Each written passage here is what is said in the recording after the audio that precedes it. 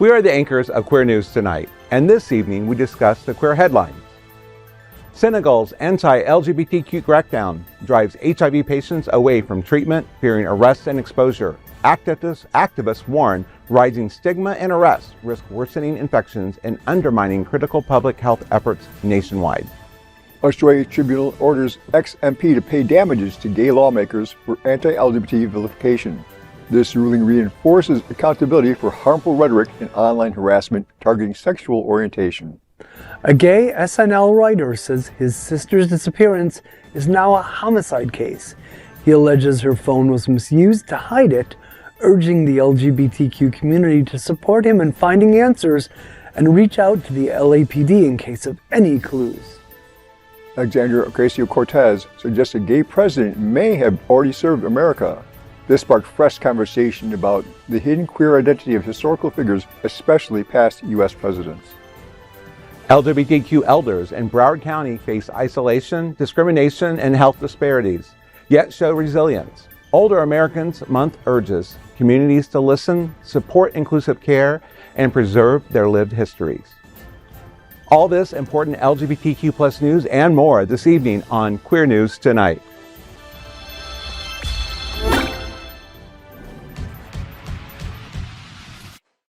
Welcome to Queer News Tonight. This is the world's first and only LGBTQ daily news television show, broadcasting live and available on demand on your favorite streaming channels. Analytics company vidIQ has certified the Queer News Tonight YouTube channel as the world's most popular LGBTQ streaming news show. Our queer stories have reached more than 12 million views. We are proud that Queer News Tonight has more YouTube subscribers than any other LGBTQ brand in Florida. We thank you for watching and supporting our voice and our rainbow family. There is no other news program in the LGBT world like Queer News Tonight. It is Tuesday, May 5th. Cinco de Mayo, here we are. We are live and literally out of the closet and into the headline. So many of your important stories we will tell this evening on Queer News Tonight.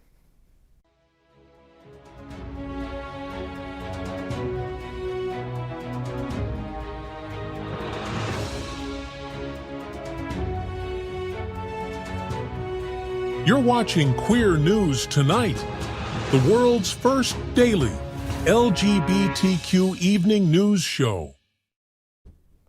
Welcome to the world's most important LGBTQ evening news show. Hotspots Magazine Happening Out Television Network is a nonprofit 501c3 media company in the same model as PBS and NPR, but created for the LGBTQ community.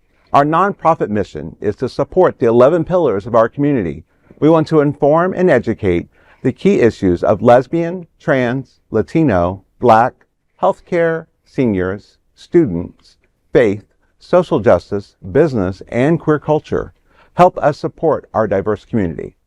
We are part of one of the largest LGBTQ nonprofit media companies in America, Hotspots Magazine and Happening Out Television Network.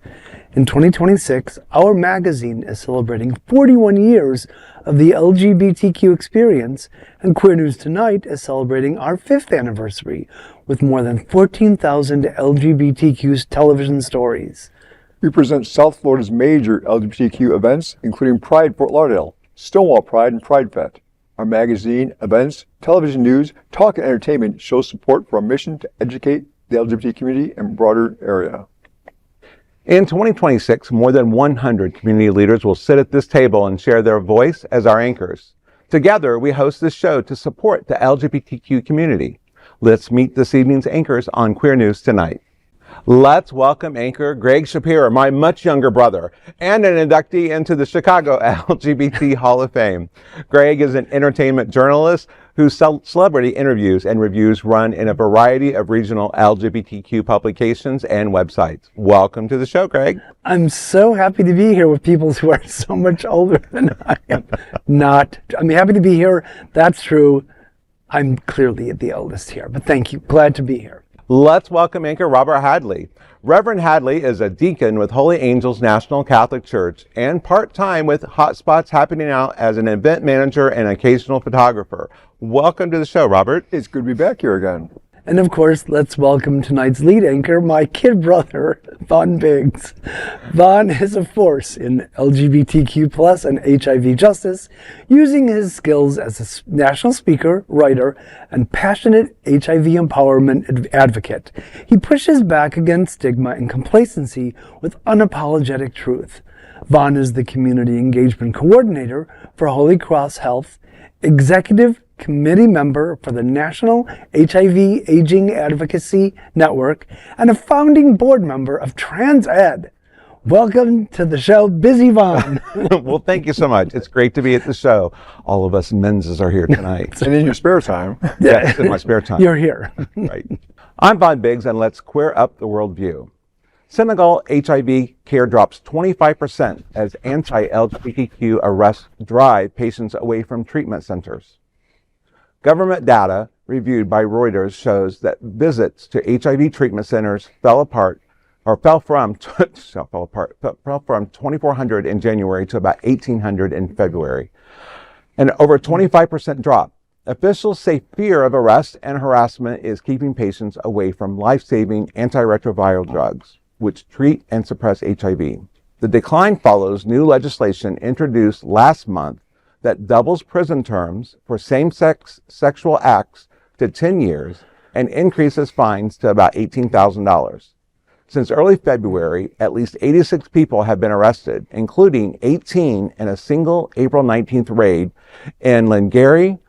According to the National Council for Fight Against AIDS, or the CNLS, follow-up interviews found men who have had sex with men were avoiding clinics out of fear of being identified, arrested, or abused.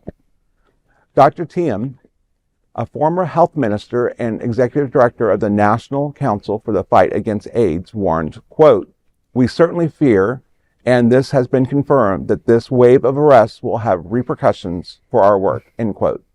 The impact could be significant. UNAIDS reports the new HIV infections in Senegal have risen 36% between 2010 and 2024. Health experts warn that treatment interruptions increase transmission risk. The World Health Organization has urged countries to remove punitive laws and reduce stigma, cautioning that such policies can fuel HIV outbreaks. You know, when I first read this story, I was kind of like, what? You know, and it makes sense. But I guess part of this, you know, when we look back at history between the late 80s and 90s, and it was called GRID, and it was, you know, it was attributed to the gay population. Right, 'cause it was gay related.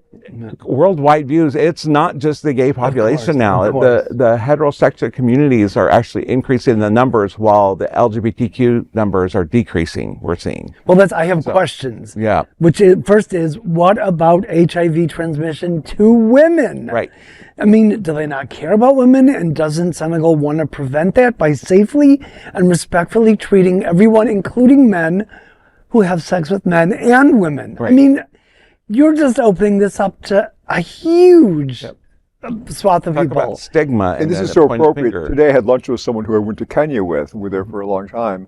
And most HIV is the straight population. Right. So it's a boogeyman kind of a concept. Right. Right. Well, does that have anything to do with my next question, which is, how do we stop this influx of religious insanity and extremism into Africa, where they're like instilling these people with hatred and fear? I mean, is that a way can we stop that? I mean, it's got to be rooted in that. The religious crazies coming there and saying, "Oh no, homosexuality is bad, and this is what's going to happen to you." And Right. oh my God. Yeah, and then it makes me question, it takes it even further. What about PrEP? Are they not using PrEP? And if they ask for PrEP, are they going to be accused of the same thing? Men or women. Right. I would say it's along the same lines. It's all the same fear people have. But when we see things happen, and at least when I was thinking about this, when we see things happening in other countries, it makes me think back. One, you know, it used to be you couldn't fly into another country if you had HIV. Right. You know, of course, U equals U has changed a lot of that. But what's that going to mean when it comes over here and they start tackling people who are living with HIV who aren't virally suppressed? I really hope. Okay, I hope that's not going to happen. Yep. More to unpack there. I'm Reverend Robert Hadley, and let's queer up worldview. Australian Tribunal orders Parliament member to pay $100,000 for vilifying a gay MP. An Australian legal tribunal has ordered former Parliament member Mark Latham to pay $100,000 in damages to current lawmaker Alex Greenwich for unlawful vilification and sexual harassment based on sexual orientation. This ruling stems from public comments Latham made on social media, in the Sunday Telegraph and on TNT Radio. The tribunal also ordered Latham to delete the post and refrain from similar statements, though he has pledged to appeal. On March 30th, responding to criticism from Greenwich, Latham wrote on Twitter, and I quote, "Disgusting! How does that compare with sucking a dick up some bloke's asshole and covering it with shit?" Unquote. Greenwich's legal filing argued the remark portrayed him as engaging in disgusting sexual activities and unfit for office. Tribunal found the post incited hatred toward serious contempt for or severely ridicule Greenwich based on his sexuality. In a separate comment to Saturday Telegraph, Latham said, quote, "Greenwich goes to schools teaching the kids about being gay. I didn't want to be accused of anything similar," end quote. Insinuating fears of pedophilic behavior during a TNT interview, Latham described Greenwich's presumed sexual practices as, quote, "puke-worthy," unquote. Tribunal ruled all such remarks constitute unlawful vilification and sexual harassment under Australian civil law. Latham criticized the decision as, quote, "woke left-wing political judgment," end quote, arguing that social media should not be considered as part of parliamentary workplace. Tribunal disagreed, saying the public communication is inherent to political work. The case underscores how public figures can be held accountable for anti-LGBTQ rhetoric, particularly on social media. So this is a tough one. You know, those phrases were making someone from gay, disgusting, disgusting is up to a person's mind, right. What personal view. If it's disgusting to him, it's your personal thing. Maybe where you tried and didn't like it. That's what I'm thinking. You know, again, this woman protested too much, perhaps. Well, it's disgusting when someone has to bring up other people's lives just to make themselves feel better. Well, you know what's puke-worthy? Mark Latham's fucking face. I don't think $100,000 in damages is nearly enough. Maybe they should also insist that Latham castrate himself as part of the deal. Also, I think anyone fortunate enough to have sex with Alex Greenwich would know enough to fast and douche before doing so. You know, Next. No, I'm just thinking to myself, it's like, yay, finally, it's like, why can't our country not do that? Why can granted, this is an LGBTQ story for being attacked for speaking out against somebody and defaming their character. Whereas in this country, we have learned it's okay to do that. Right. And not encouraged. Yeah, we're encouraged to do that. Because the leader is encouraging people to, yeah.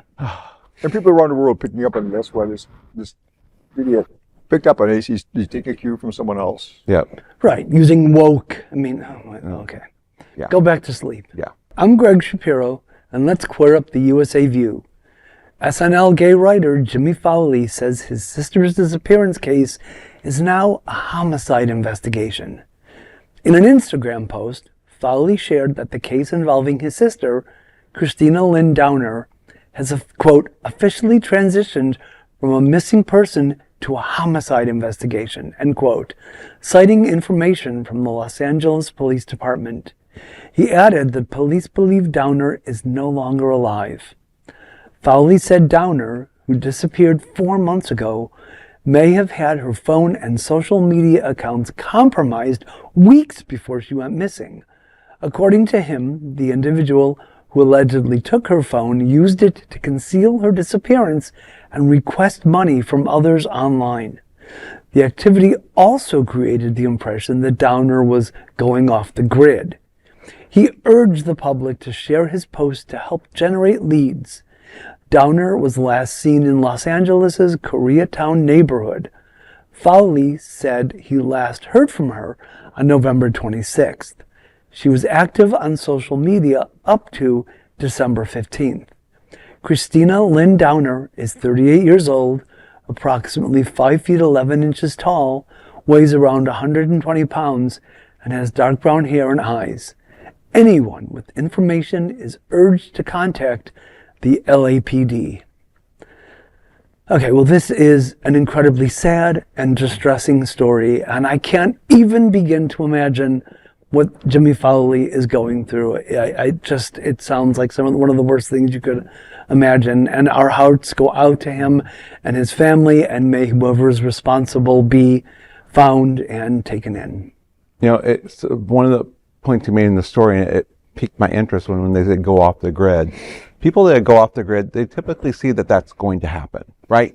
Out of their friends and their family, that they're working towards that, or that's something that they choose, that's a lifestyle they're going to make. Yes. And they alert people. Right. Yeah. They doesn't sound like that was done. No. Right. I agree with all that. Yeah. Terrible. I'm Reverend Robert Hadley, and let's queer up gay politics. Alexandria Ocasio-Cortez says the U.S. may have already had a gay president.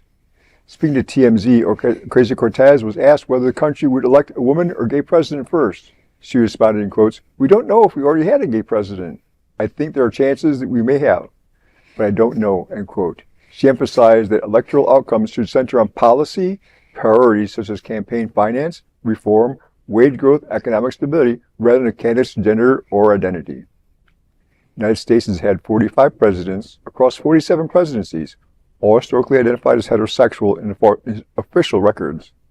However, historians and commentators have long debated the private lives of sexual leaders, particularly during eras when homosexuality faced widespread stigma and legal consequences. Among those frequently discussed are James Buchanan, the only lifelong bachelor president, who's had a close relationship with William Rufus King, who draws historical scrutiny. Abraham Lincoln and John F. Kennedy have also been particularly scholarly debate that documented close personal relationship with male companions. While no U.S. president has publicly identified as queer, Ocasio-Cortez remarks highlight ongoing discussions about visibility, history, and representation of all the highest levels of government. This takes us back to Australia again. You know, who cares? Right. Honestly, again, the comments she made: welfare reform, allied political college, right? The things that matter to life are important things. Right? Yes. Who you're with, who cares? Right. But I do love that she's kind of clued in into this, that she sort of has an awareness of this. And while we're on the subject of historical queers in the U.S., if you're here in South Florida, there's an informative exhibit at the Stonewall National Museum and Archives about American revolutionary mastermind Friedrich Wilhelm von Steuben and the gay life he lived in the 1700s. She was having a good time in the 1700s. Okay. They've been around forever. Yeah, we have been around forever. But, you know, it's like what Robert said. It's like, it doesn't matter. I mean, when it comes to, yes, we all would love to be able to point out and say, look what happened in Canada when we had the prime minister up there that you know, was gay. And it was just like, we loved it because they could call it out. But at the end of the day, in the office, does it matter? No. I don't know. No. Can you do the job? That's the important thing. I like hearing Buttigieg speak. He goes to the right-wing places and talks about what is important to people. Right. And that's what people need to hear, what's right for them. His queerness fades away when the reality of keeping people alive, getting the care they need, and the government is doing the right job. That's important. And he'll dress fabulously, right? Yes. And if there are any women in the White House, he'll have them on point. I mean, it'll... Right. Okay. Well, let's just walk us backwards thinking. I'm Von Biggs, and let's queer up seniors. A Broward County perspective for Older Americans Awareness Month. Each May, we are asked to pause and recognize Older Americans Awareness Month. It is usually framed around gratitude and support. But for those of us in the LGBTQ community, especially here in Broward County, May is more than a reminder. It is our reckoning. Our elders are still with us, and too often their stories are not. Broward County is home to more than 375,000 residents aged 65 and older, representing nearly 19% of the population. Florida consistently ranks among the states with the highest proportion of older adults, and Broward reflects that reality every day in our neighborhoods, clinics, and community spaces. But statistics alone do not tell the full truth, especially not for LGBTQ older adults. Nationally, an estimated 3 million LGBTQ adults are now over the age of 50. That number is expected to do more than double to nearly 7 million by 2030. Many came from an age and a time when being openly gay or trans could cost you a job, a family, or your safety. That matters today because research shows LGBTQ older adults face higher rates of isolation, poverty, disability, and delayed care compared to their heterosexual peers. A Kaiser Family Foundation survey found that about 65% of LGBTQ adults reported experiencing discrimination in daily life, and nearly 1 in 5 avoided medical care out of fear of mistreatment. In Broward County, these realities intersect with culture, race, immigration, and income. More than 34% of the Broward residents identify as Hispanic or Latino, and nearly 37% are foreign-born. Aging while LGBTQ in this county often means navigating multiple systems at once, which brings us back to May. Older Americans Awareness Month is not just about honoring age. It is about acknowledging lived history. LGBTQ elders are living archives. They remember when healthcare was hostile, when partners were not recognized, when stigma was policy, not opinion. For younger generations, knowing our elders is not about nostalgia. It is about continuity. History is safer when it is remembered by the people who lived it. This May, ask an elder to tell you their story and make sure it is not lost again. You know, when I did the story, I remember my childhood because I'm one of those, I not that I identified with, but I loved being around my great-grandparents because I felt like there were stories that I learned that I would have never, ever read in a history book of any kind.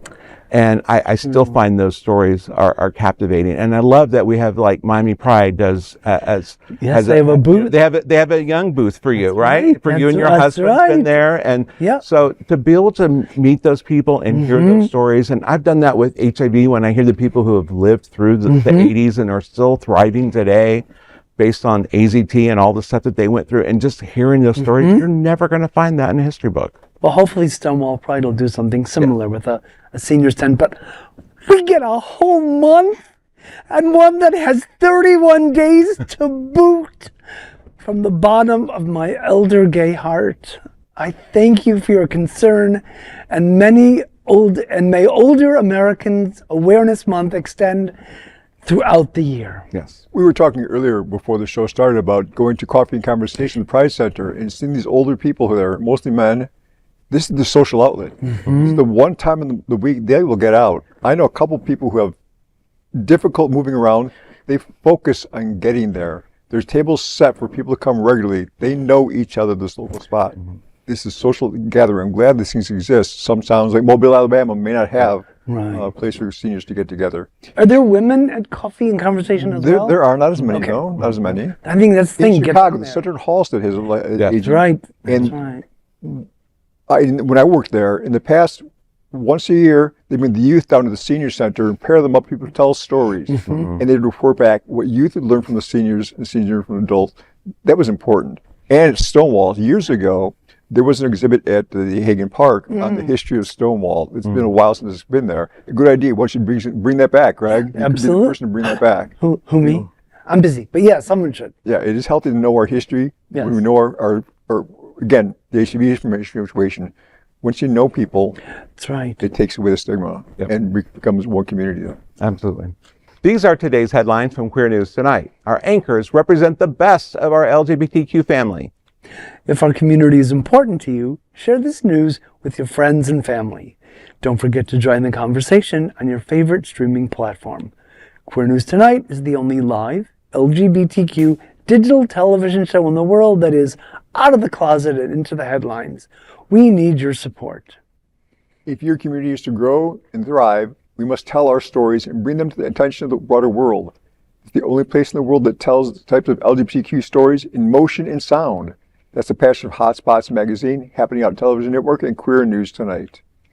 I'm your anchor, Vaughn Biggs, and I thank you for joining us on behalf of my fellow LGBTQ anchors here at Queer News Tonight, Gregg Shapiro and Robert Hadley.